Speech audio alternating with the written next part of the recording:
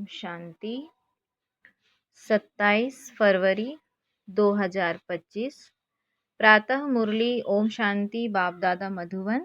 सुनते हैं आज की साकार मुरली। आज शिव बाबा बोले, मीठे बच्चे, सत्य का संग ज्ञान मार्ग में ही होता है। क्या बोले शिव बाबा? सत्य का संग ज्ञान मार्ग में ही होता है। अभी तुम सत्य बाप के संग में बैठे हो। बाप की याद में रहना माना सत्संग करना। अभी तुम बाप के संग में बैठे हो तो बाप की याद में रहना माना सत्संग करना। फिर आज का प्रश्न है, बाबा ने पूछा कि सत्संग की आवश्यकता तुम बच्चों को अभी ही है, क्यों? सत्संग की आवश्यकता तुम बच्चों को अभी ही है, क्यों? उत्तर है, क्योंकि तमो प्रधान आत्मा एक सत्य बाप, सत्य शिक्षक और सतगुरु के संग से ही सतो प्रधान अर्थात काले से गोरी बन सकती है। बिना सत्संग के निर्बल आत्मा बलवान नहीं बन सकती। बाप के संग से आत्मा में पवित्रता का बल आ जाता है। 21 जन्म के लिए उसका बेड़ा पार हो जाता है। क्या कहते शिव बाबा?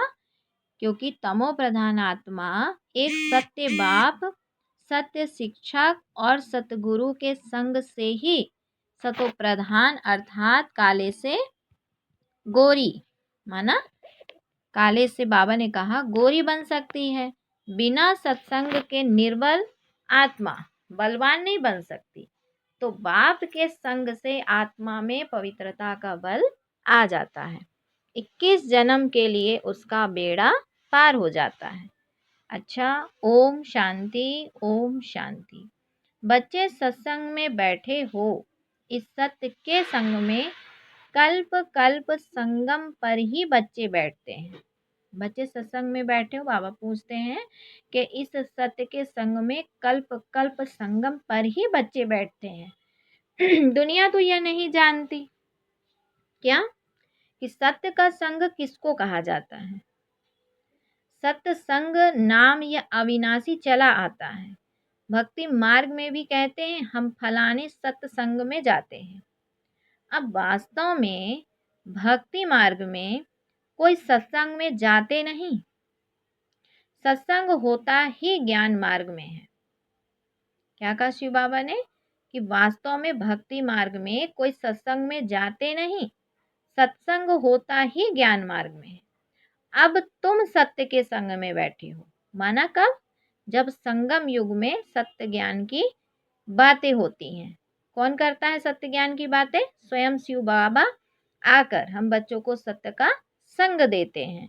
तो आत्माएं सत्य बाप के संग में बैठी हैं और कोई जगह आत्माएं परम पिता परमात्मा के संग में नहीं बैठती। और कोई जगह आत्माएं परम पिता परमात्मा के संग में नहीं बैठती। बाप को जानते नहीं, भल कहते हैं हम सत्संग में जाते हैं, परंतु वह देह अभिमान में आ जाते हैं। तुम देह अभिमान में नहीं आएंगे।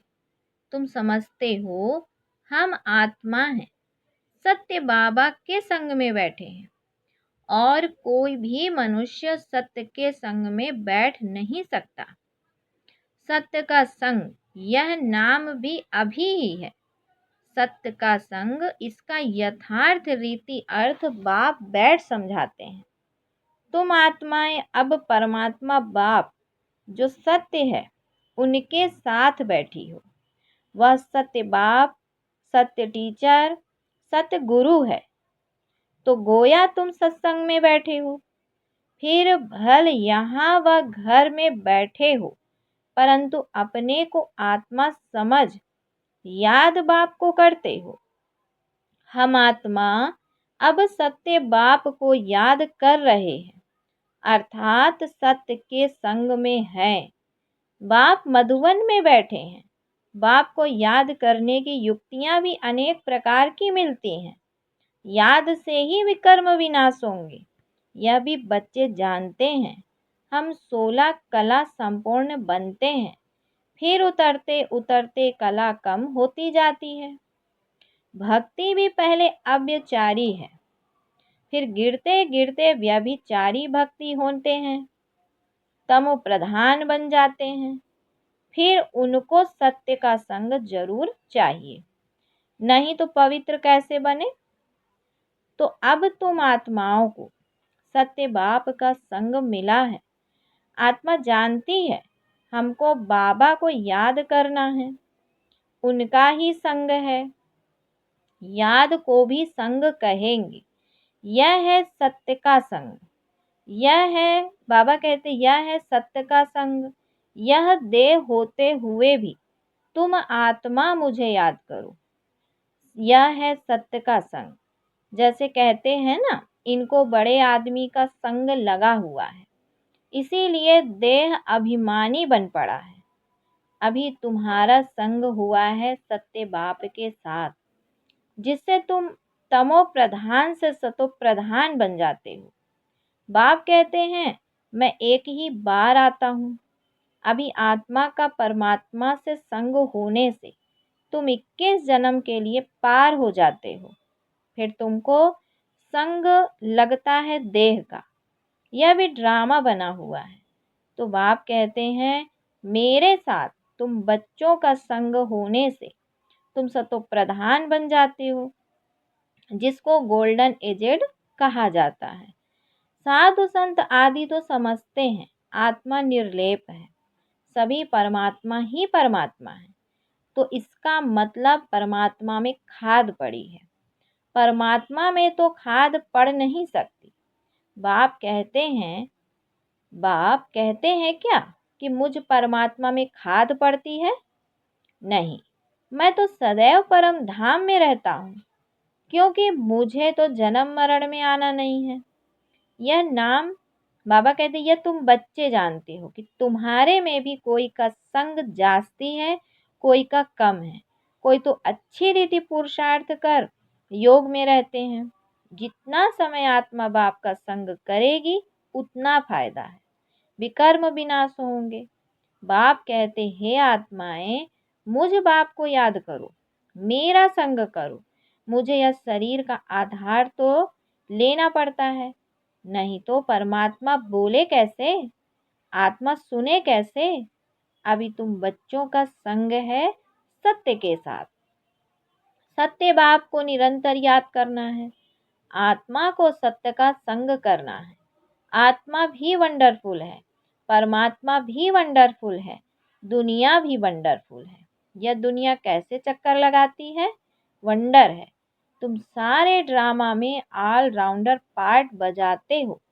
तुम्हारी आत्मा में 84 जन्मों का पार्ट नूंधा हुआ है, वंडर है।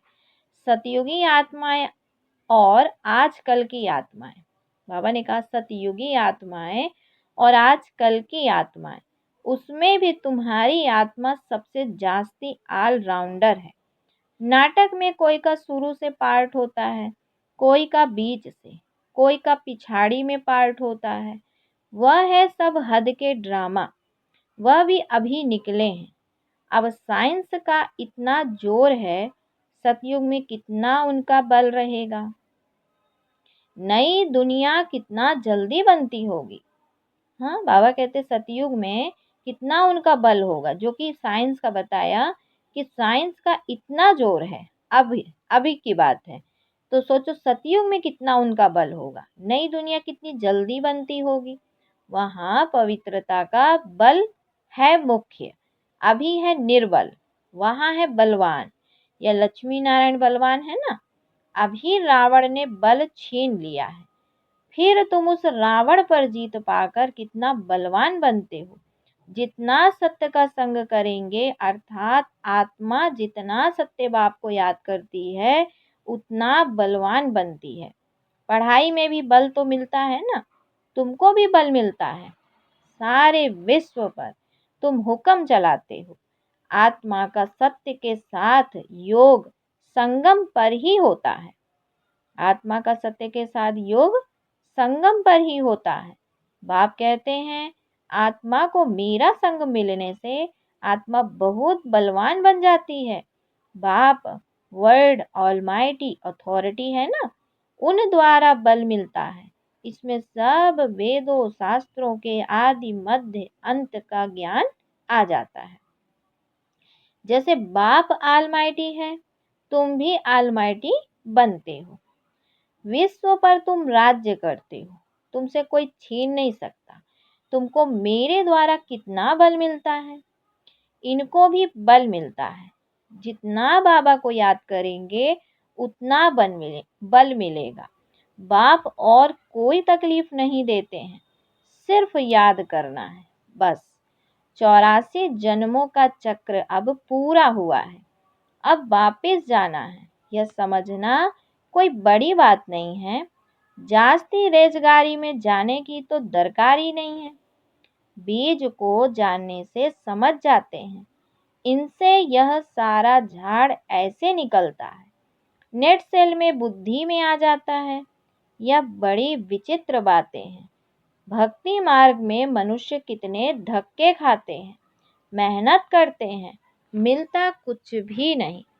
फिर भी बाप आकर तुमको विश्व का मालिक बनाते हैं। हम योग बल से विश्व का मालिक बनते हैं, यही पुरुषार्थ करना है। बाबा कहते भारत का योग मशहूर है। योग से तुम्हारी आयु कितनी बड़ी हो जाती है। सत्य के संग से कितना फायदा होता है। आयु भी बड़ी और काया भी निरोगी बन जाती है। यह सब बातें तुम बच्चों की बुद्धि में ही बैठाई जाती है। और कोई का भी सत्य के साथ संग नहीं है सिवाय तुम ब्राह्मणों के। तुम प्रजापिता ब्रह्मा की संतान हो, दादे पोत्रे हो। तो इतनी खुशी होनी चाहिए ना कि हम दादे पोत्रे हैं। वर्षा भी दादे से मिलता है। यही याद की यात्रा है। बुद्धि में यही सिमरण रहना चाहिए। उन सत्संगों में तो एक जगह जाकर बैठते हैं, यहाँ वह बात नहीं। ऐसा नहीं कि एक जगह बैठने से ही सत्य का संग होगा, नहीं। उठते बैठते चलते फिरते हम सत्य के संग में हैं, अगर उनको याद करते हैं तो। किनको? शिव बाबा को। क्या बोला शिव बाबा ने कि बच्चे उन सत्संगों में तो एक जगह जाकर बैठते हैं, यहाँ वह बात नहीं है। ऐसा नहीं कि एक जगह बैठने से ही तुम सत्य का मतलब सत्य का संग होगा, नहीं। उठते बैठते चलते फिरते हम सत्य के संग में हैं, अगर उनको याद करते हैं तो। किनको? शिव बाबा को। याद नहीं करते हैं तो देह अभिमान में है। देह तो असत्य चीज है ना, देह को सत्य नहीं कहेंगे। शरीर तो जड़ है, 5 तत्वों का बना हुआ। उनमें आत्मा नहीं होती तो चुरपुर ना हो। मनुष्य के शरीर की तो वैल्यू है नहीं और सबके शरीर की वैल्यू है। सौभाग्य तो आत्मा को मिलना है। मैं फलाना हूँ, आत्मा कहती है ना। बाप कहते हैं आत्मा कैसी हो गई है, अंडे, कच्छ, मच्छ सब खा जाती है। हर एक भस्मासुर है, अपने को आप ही भस्म करते हैं। कैसे? काम चिता पर बैठ हर एक अपने को भस्म कर रहे हैं, तो भस्मासुर ठहरे ना। अभी तुम ज्ञान चिता पर बैठ देवता बनते हो। सारी दुनिया काम चिता पर बैठ भस्म हो गई है, तमो प्रधान काली हो गई है। बाप आते हैं बच्चों को काले से गोरा बनाने। तो बाप बच्चों को समझाते हैं देह अभिमान छोड़, अपने को आत्मा समझो। बच्चे स्कूल में पढ़ते हैं, फिर पढ़ाई तो घर में रहते भी बुद्धि में रहती है ना, यह भी तुम्हारी बुद्धि में रहनी चाहिए। वह है, बाबा कहते यह है तुम्हारी स्टूडेंट लाइफ। एम ऑब्जेक्ट सामने खड़ी है, उठते बैठते चलते फिरते बुद्धि में यह नॉलेज रहनी चाहिए। यहाँ बच्चे आते हैं रिफ्रेश होने, युक्तियाँ समझाई जाती हैं कि ऐसे ऐसे समझाओ। दुनिया में ढेर के ढेर सत्संग होते हैं, कितने मनुष्य आकर इकट्ठे होते हैं। वास्तव में वह सत्य का संग तो है नहीं। सत्य का संग तो अभी तुम बच्चों को ही मिलता है। बाप ही आकर सतयुग स्थापन करते हैं, तुम मालिक बन जाते हो। देह अभिमान अथवा झूठे अभिमान से तुम गिर पड़ते हो और सत्य के संग से तुम चढ़ जाते हो। आधा कल्प तुम प्रारब्ध भोगते हो। ऐसा नहीं कि वहां भी तुमको सत्य का संग है, नहीं। सत्य का संग और झूठ का संग तब कहे जब दोनों हाजिर हैं, माना संगम युग में।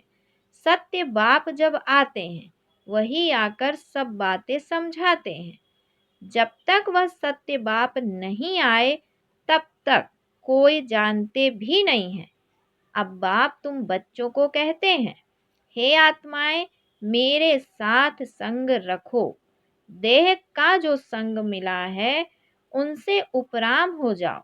देह का संग भल सतयुग में भी होगा, परंतु वहां तुम हो ही पावन। अभी तुम सत्य के संग से पति से पावन बनते हो, फिर शरीर भी तमो प्रधान मिलेगा, आत्मा भी सतो प्रधान रहेगी। अभी तो दुनिया भी तमो प्रधान है। दुनिया नई और पुरानी होती है। नई दुनिया में बरोबर आदि सनातन देवी देवता धर्म था। आज उस धर्म को गुम कर आदि सनातन हिंदू धर्म कह देते हैं। मूंझ पड़े हैं। अभी तुम भारतवासी समझते हो कि हम प्राचीन देवी देवता धर्म के थे, सतयुग के मालिक थे, परंतु वह नशा कहाँ, कल्प की आयु ही लंबी लिख दी है। सब बातें भूल गए हैं। इनका नाम ही है भूल भुलैया का खेल।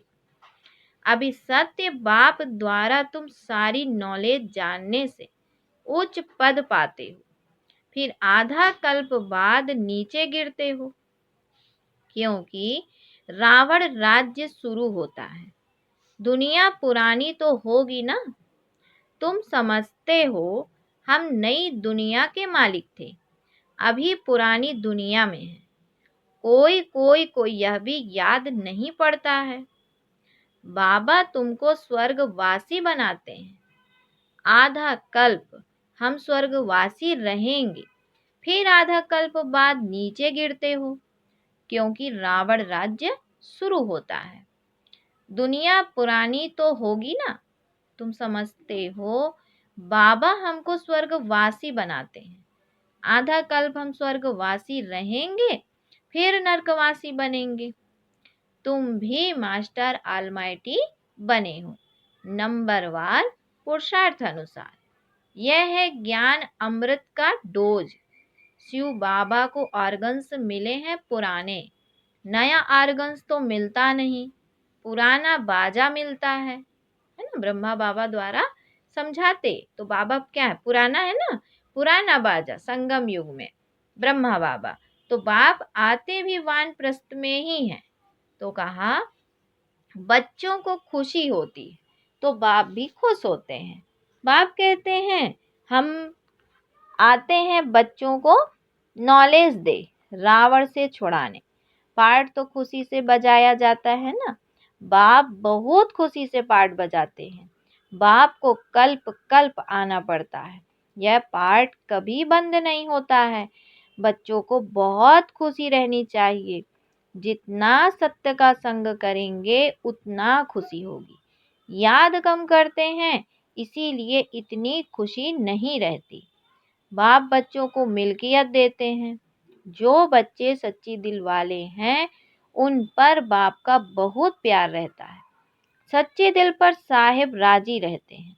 अंदर बाहर जो सच्चे रहते हैं बाप के मददगार बनते हैं, सर्विस में तत्पर रहते हैं, वही बाप को प्रिय लगते हैं। अपने दिल से पूछना है, हम सच्ची सच्ची सर्विस करते हैं, सच्चे बाबा के साथ संग रखते हैं। अगर सत्य बाबा के साथ संग नहीं रखेंगे तो क्या गति होगी। अगर सत्य बाबा के साथ संग नहीं रखेंगे तो क्या गति होगी।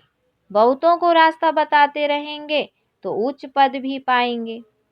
सत्य बाप से हमने क्या वर्षा पाया है, अपने अंदर देखना है।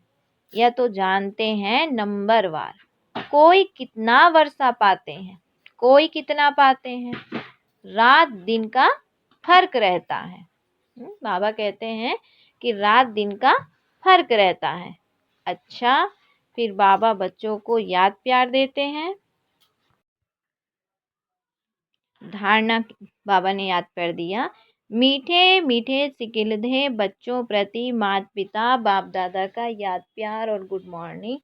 रूहानी बाप की रूहानी बच्चों को नमस्ते। हम रूहानी बच्चों की रूहानी माता पिता बाप दादा को याद प्यार, गुड मॉर्निंग और नमस्ते।